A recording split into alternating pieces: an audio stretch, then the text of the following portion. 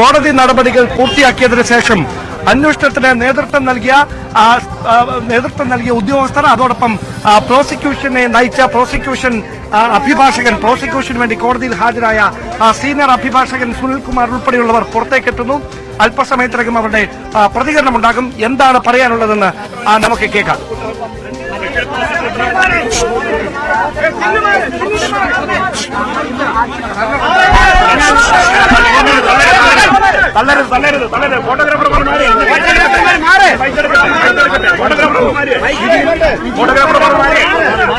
തീർച്ചയായിട്ടും അത് ഷാരോൺ രാജിന്റെ കുടുംബത്തിന് നീതി ലഭിച്ചിരിക്കുകയാണ്. പ്രോസിക്യൂഷന്റെ വാദം മുഴുവൻ അംഗീകരിച്ചു. കോടതി അതൊരു അപൂർവങ്ങളിൽ അപൂർവമായ കേസാണെന്ന് കോടതി കണ്ടെത്തി.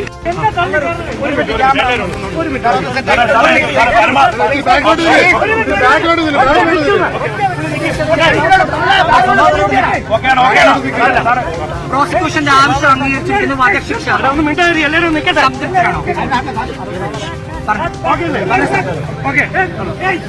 നമ്മുടെ പ്രോസിക്യൂഷൻ ഉന്നയിച്ച എല്ലാ പോയിന്റുകളും തന്നെ കോടതി വളരെ വിശദമായി പരിഗണിച്ചതിന് ശേഷം ഈ കേസ് അപൂർവങ്ങളിൽ അപൂർവമായ ഒരു കേസാണെന്ന് കണ്ടെത്തിയിരിക്കുകയാണ്.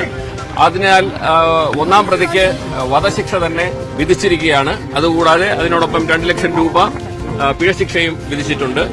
പിന്നെ 302 IPC കൂടാതെ തട്ടിക്കൊണ്ടുപോയി കൊലപ്പെടുത്തിയതിന് അതിനും 10 കൊല്ലത്തെ ശിക്ഷ വിധിച്ചിട്ടുണ്ട്.